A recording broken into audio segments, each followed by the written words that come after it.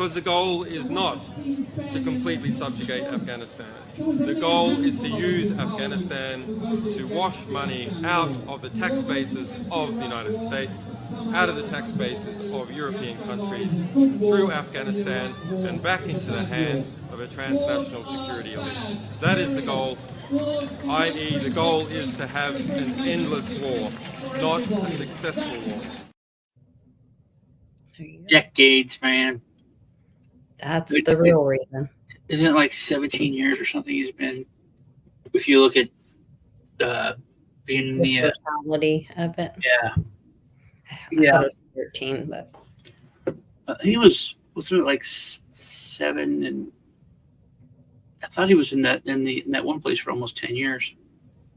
maybe so. I thought I had read somewhere it had been 13 years. I know he was in prison for 5. Yeah, I knew that.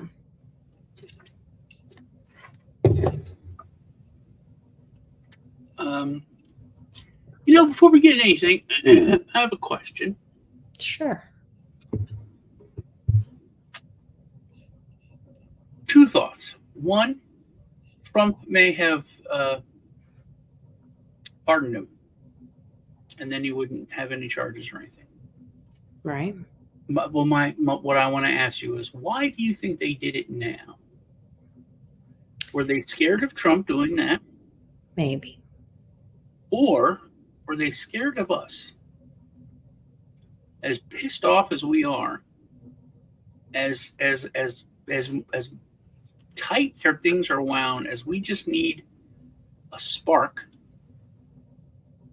If they brought him back here and we had him in prison instead of the think of what a trial would the cordial bread. If they brought him back here and really did a trial. I said they should have marched on that prison and just taken him out. That could happen in the United States. Also, prison guards in the United States, I don't know if they would stand. There's so much that there's so many questions that would have had to have been answered, that would have had lines that would have had to have been crossed if he did come here. It's easy to if you haven't watched the TV show Babylon 5, it's one of if not the greatest sci-fi TV shows there is, and it was a revolutionary thing ahead of its time. It was like a Game of Thrones. Most TV shows were, oh no, there's this huge crisis, and then it's done by the end of the episode. You can watch any season, doesn't matter. They're episodic. Same with Star Trek. Any Star Trek, you watch it. Oh no, the universe can be destroyed. Okay, we fixed it. It's done.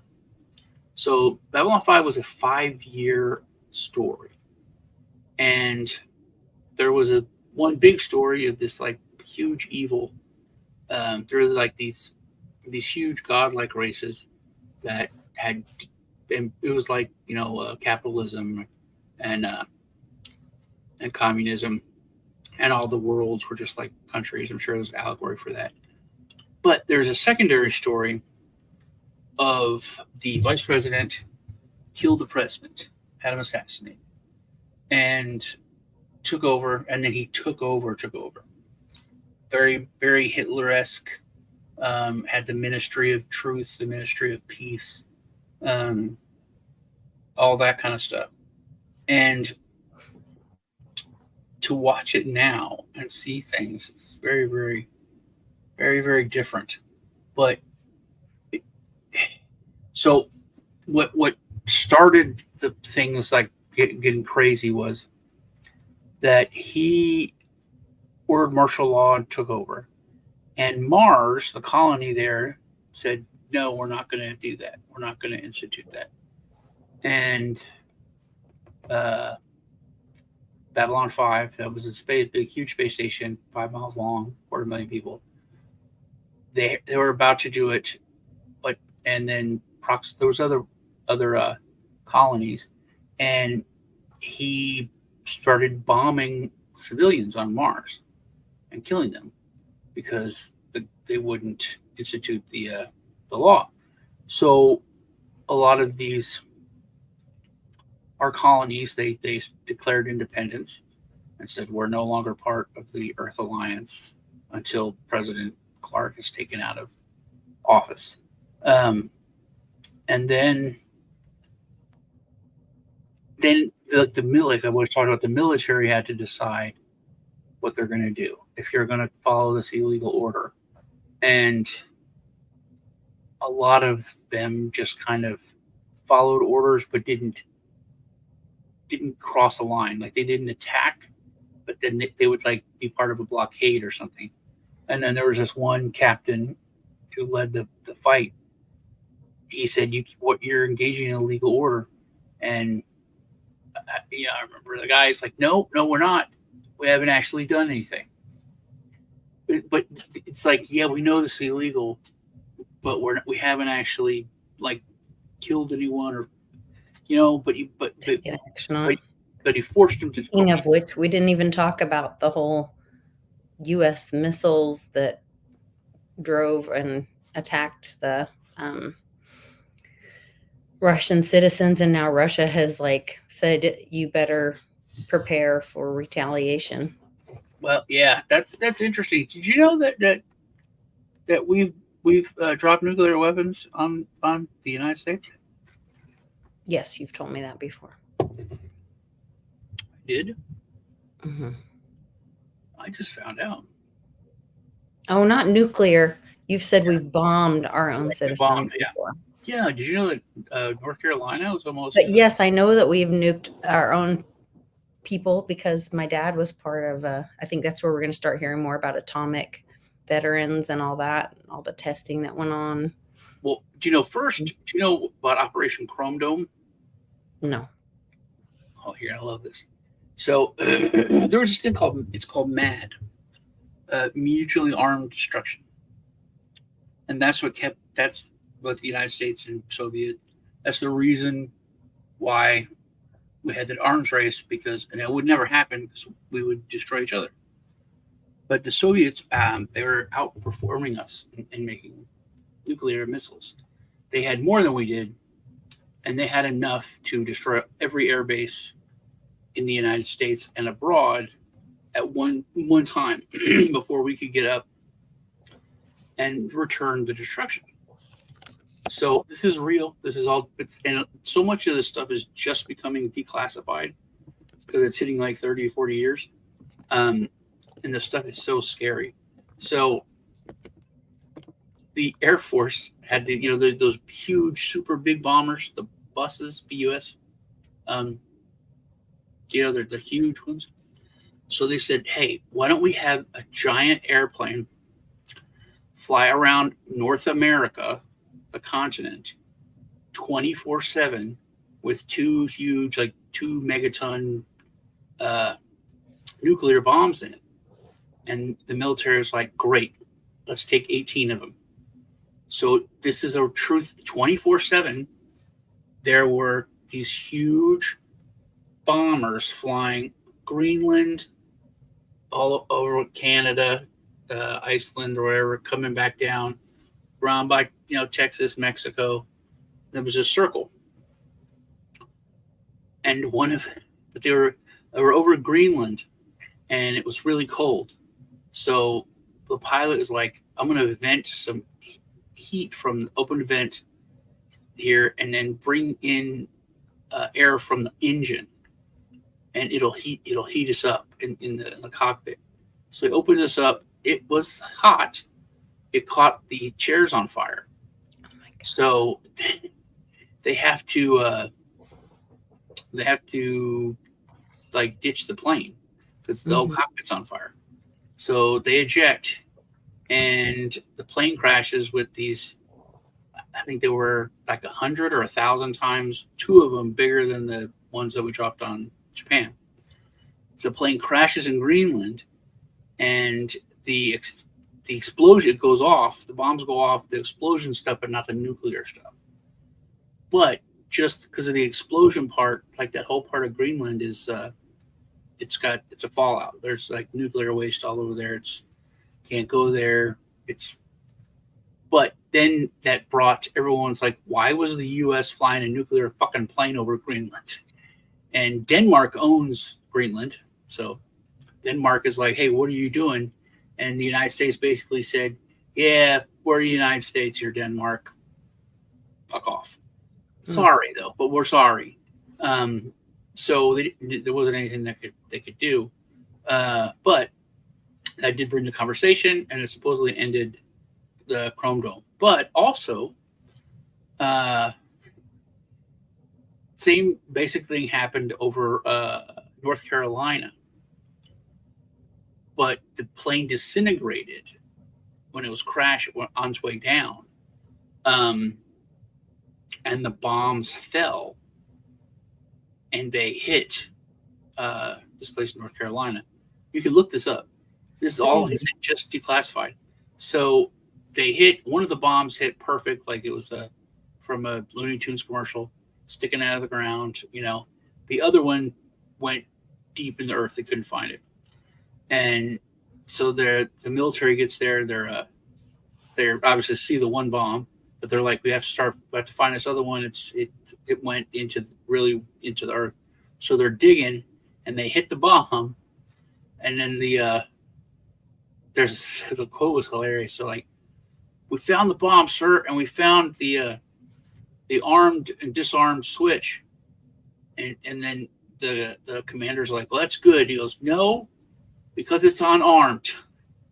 So what happened? There's like 20 safeguards for the bomb, right? Each bomb is like 10, 20 safeguards. All of them failed but one on each bomb, but it wasn't the same one. It was they had a different safeguard, so it's not like there was just one safeguard that worked. Right. All the safeguards failed except for one, and it was that close to it would. And it was right by a big town. It would have totally leveled the town, city, killed everybody. But there's like a marker there about a nuclear mishap. The government bought up a huge, giant part of the land because it, you know, they say that it has some radioactivity, but that it's safe for farming. So it's not, yeah. Yeah, I'm sure. But it's not as bad as like a Chernobyl area, supposedly saying. But yeah, but all this stuff is just being declassified, and it's just starting. There's a lot coming out. I mean, like I was showing on the first half, you know, the stuff in Vegas, they're showing 9/11 videos, talking about like, oh, they were worried about these certain planes, but not all these other planes that were putting out help calls and all this. And then there was also something about the Oklahoma City bombing. There was a video about Bohemian Grove that came out. There's a video about, oh gosh, I just could name 100 things right now. There's all of this information starting to come out. That's part of the waking up thing. Is like Bohemian Grove, and there's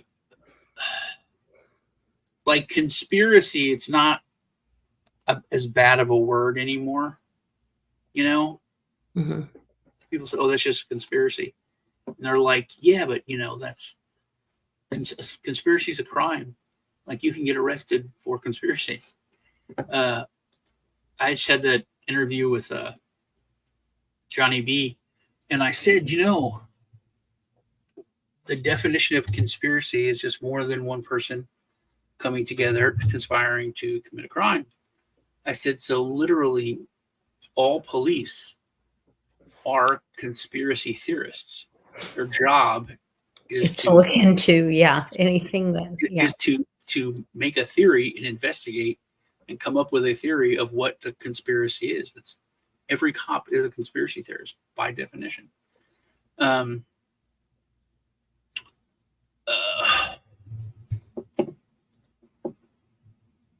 FBI is required to disclose a summary of its involvement in the Oklahoma City bombing. Really? Yeah, that was the first domestic terrorist. First time that word was used. You know, there's talk about Trump's VP, and you know, I love Tulsi, and she's on the list. And I think she'd be great because she is. I used to think that, but I don't anymore. I think she's wonderful. She would be very anti-war, but Trump's already anti-war. I think Vivek would be radical. I think he would close at least one, if not three-letter agencies, big ones, not ones that people don't really know about. I think Ben Carson is a great fit. Ben Carson's great, but he is old as shit.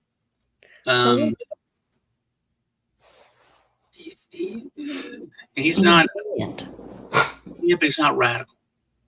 I think he's radical, like in a whole way that we need our country to go.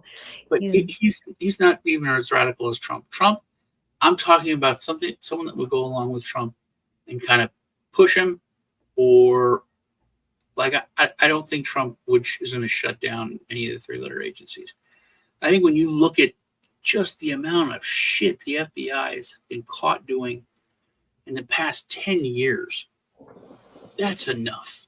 I mean, enough's enough. And when you think about the fact that, like, our grandparents were there when they talked about starting the first three-letter agency, the FBI. And people were like, I don't know if we need we're not supposed to have an internet or national police thing. It goes against the principles of the founding fathers. And we have private detectives that have jurisdiction to go over different states and blah, blah, blah.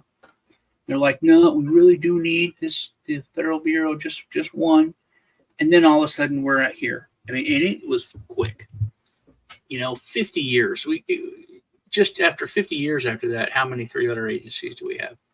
Before the Department of Homeland Security, before the NSA. I mean, there were so many. And now we're seeing that they don't care. The ATF and they look upon themselves as they're writing laws, and they're never were supposed to write laws. Right. Look at the SEC. My goodness, if anybody, they're a classic example. Yeah, it's and it's because the oversight committees they don't do their job. Right. Because everyone's crooked. Isn't doing their job. Yeah. Everyone's crooked. And when everyone's crooked, you get Epstein's or whoever else is out there that's their job. If people are crooked, you collect some information on them being crooked, and then you own them. And then they can't oversight you. I mean, Swalwell is still on the Intelligence Committee after having sex with a spy. What more do you need? Yeah. What more do you need to know that everything's broken, it doesn't work? That's insane. Completely insane. Tim Dillon. I don't know who that is. That is you wouldn't like him. He's a comedian. A bit brash. No, probably wouldn't like him. He's a heavy-set gay comedian. Which is odd. But you didn't talk about being gay. Like, you wouldn't even know he's gay. Or less if he's gay, but that's the kind of thing. He's very I'll tell you this. I got him right here. To be honest, like it's actually really hard in this space, right? Like we have like 45 seconds to record a video, keep people's attention. And a lot of the people on our side, like if they start hearing, like I've actually done it before. I've criticized like Democrats, like specifically Hakeem Jeffries, and it all just went south. Like I started losing followers. Like it's bad, right? And I really want to be that person that like reaches the other side, because Democrats, I mean, they're horrible at their jobs, right? They do a lot of shitty things, although I'll vote for them all the time. But it's also hard in the space to criticize them. That's a good, can we clip that quote? They're horrible please at don't. their jobs. Please don't clip that. Please, no. That's Tim Dillon. Which is also, it's hilarious. Those kids that are like the Democratic, the Democrat face of the youth. They're huge on TikTok. It's like, we got to get rid of these Republicans. We do actually, we do need to get rid of them all because they're all terrible. That's why I really think we need to just shake it all up, man. We need a new.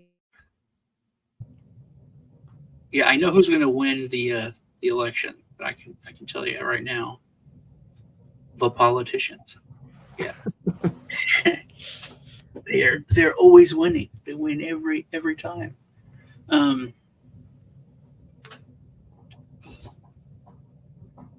Yeah, I think Tim Dillon is very funny. I like him a lot, but he also is he's a lot of potty humor.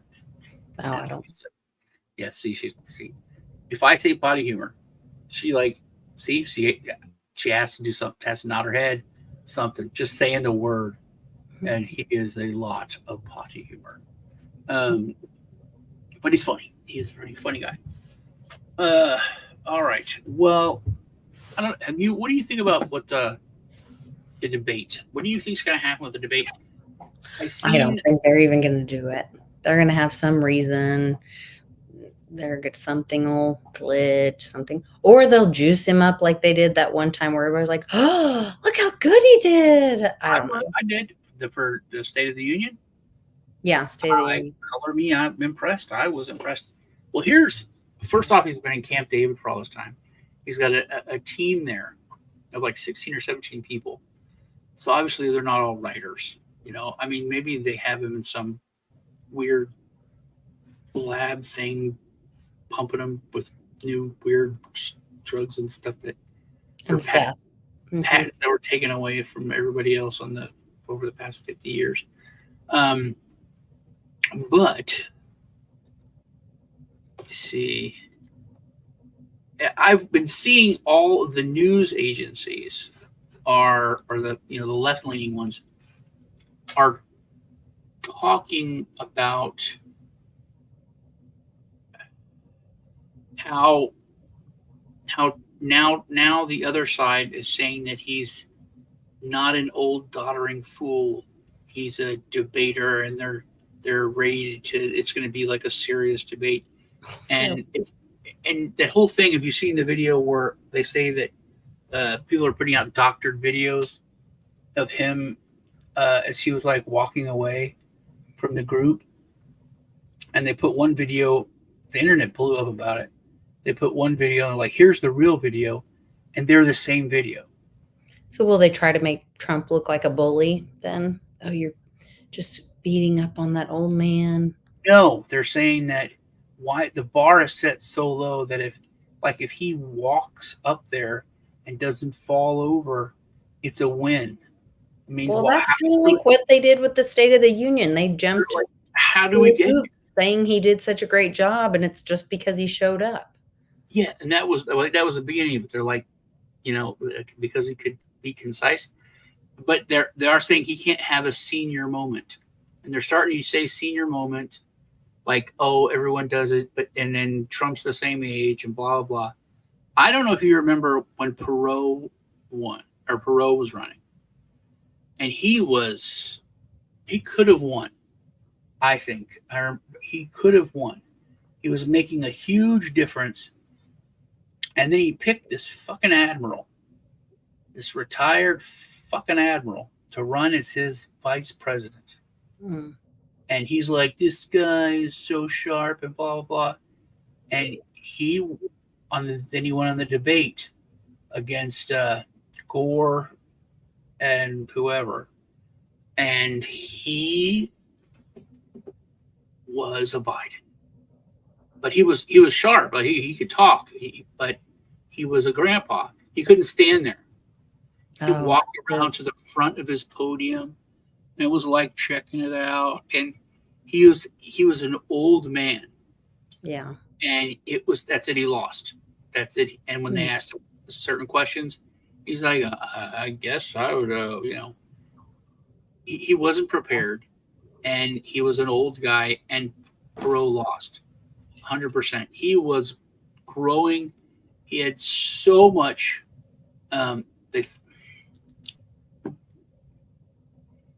He had so much momentum, and he's still. I mean, you can blame Clinton's win on him, because even after that, so many people voted for, because he was a Trump. He was a Trump, and he was a Trump, and he was a nice guy, a polite Trump.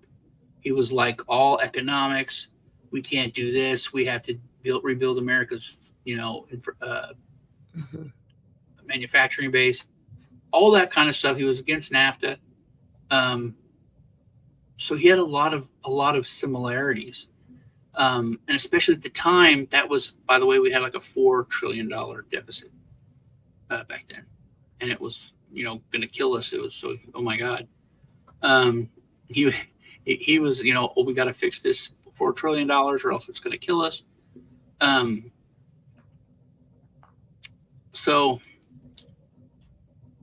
But that one debate, dude, that killed it for everybody. Me too. I'm like, no. Also, because you're talking about putting this guy in the vice presidency, that one decision, no. And that's why he lost. Trump will be gagged. And he ain't going to be able to say a word, but stand there. It won't matter what Biden says or does. He won't be able to say a word. It's my understanding that the gag is like that fee, like you were talking about eating on the grass. Yeah. Like he's gagged, but if he says something, he pays the fine.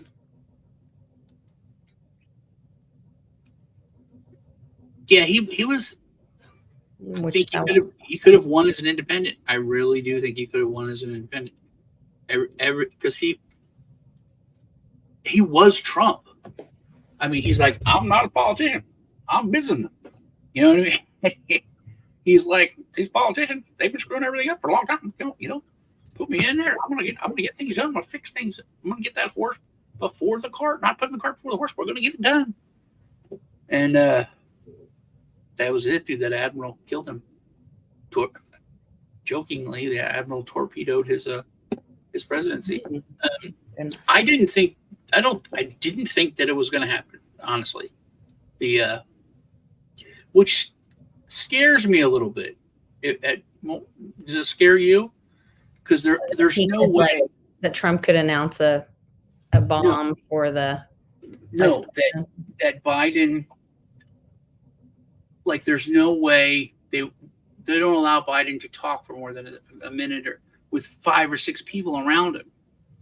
So the fact that they're confident enough to put him up on a stage for a debate against Razor Tongue, I don't know. That's where they're going to have Jake Tapper in there to be the moderator, or he's going to be animatronic. Or they're cloning him in Camp David for all this time with that big. Oh, they already have been doing all the mask stuff and all that. So the mask thing is weird, and I think you're batshit crazy, and you know that, and I love you. Well, you saw the video. Was it 2 weeks ago where you could see the line on his neck? Okay, but I watched a video of a woman who worked for the CIA, and this was old. Okay. This week, and I thought that I saved it. I will look for it. But she said we started working on our mask technology, like 30 years ago. This is an old video. So this was like back when Mission Impossible in the 60s. And she showed some masks, and they were freaky. And then she said that we tested the masks by having someone go in and brief the president as a woman. I remember you saying he that. took the mask off. And I was like, oh, wow. That really is, I mean, they looked computer generated, but it was a video from like 20 years ago. You know? So yeah, they do have crazy ass masks. And I'm sure they have other technology, and also there's stuff being talked about now that, and it all is because of alternative media, and so many people are watching Brand, Joe Rogan, Valuetainment, that he had this guy on, and they started talking about Elon Musk makes a fake Tesla. I call it a fake Tesla because there was this guy and he made this car, and it could have went from New York to L.A. on 2 gallons of water, and I was like, "Are you going to say the word?" I was like, "Are you going to say 0 point energy? Are you going to say 0 point energy?" And then he said there was this other farmer. I goes, "Oh my God, this guy's talking about this is like millions of people are watching this, and he's going to talk about 0 point energy." And then he talked about 0 point energy. And if you don't know what 0 point energy is, that there's everything around us. Okay, so there's 11 or 14 dimensions. We are the gods over 2. We can control 2, 1 and 2, and then we live in the 3rd. So, but like, here's a cup, and there's liquid in it. But what's here? It's space. In that space, you just say, "Oh, that's air," but there's not a vacuum.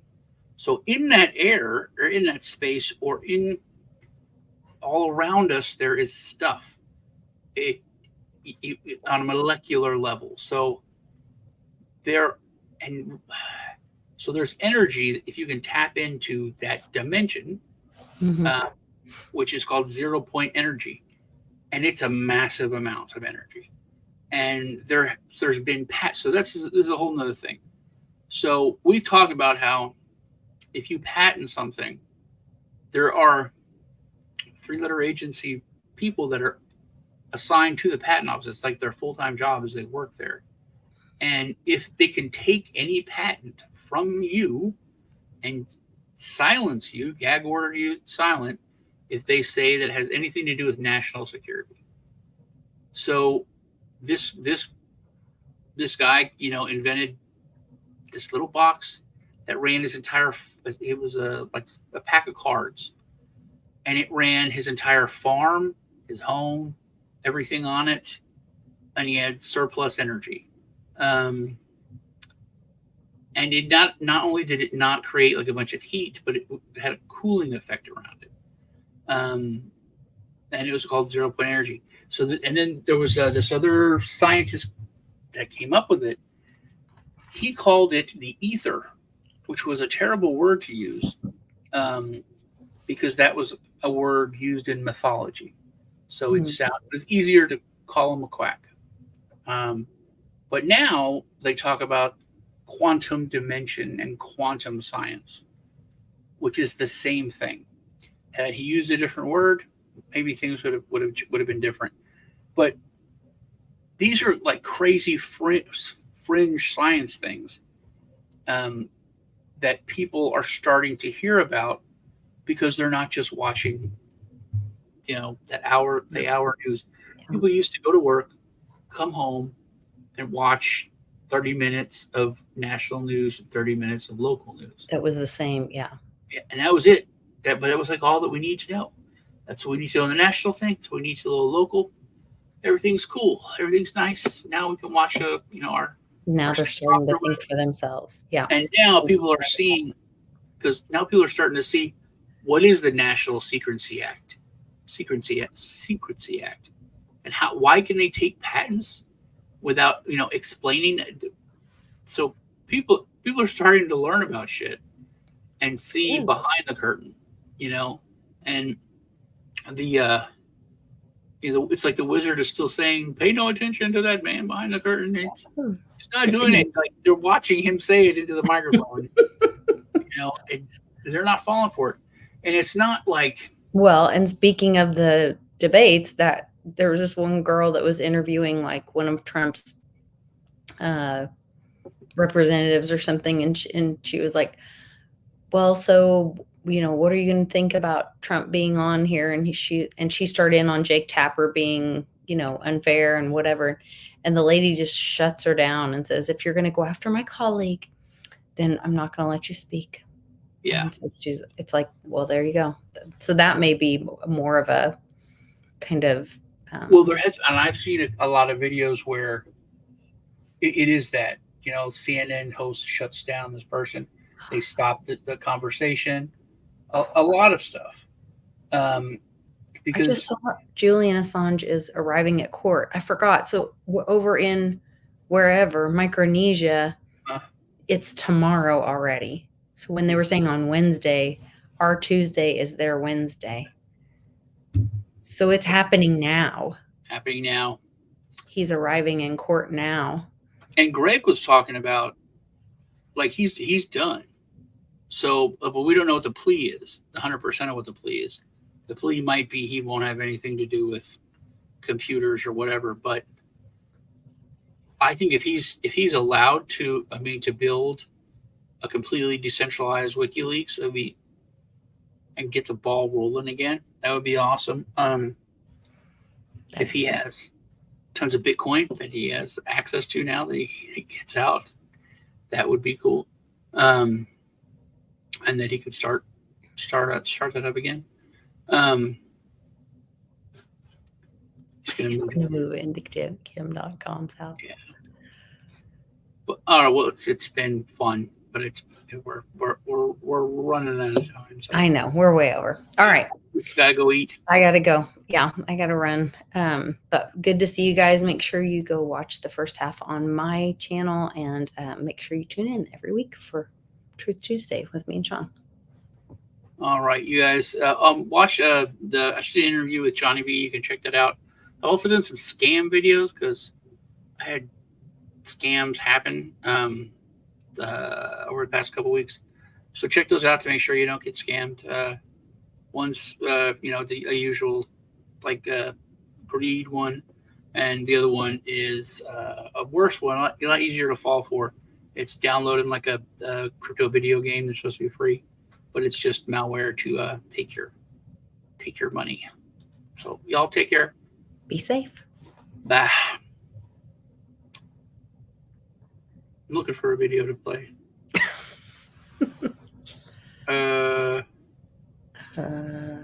Did you know how much the first Apple computer cost?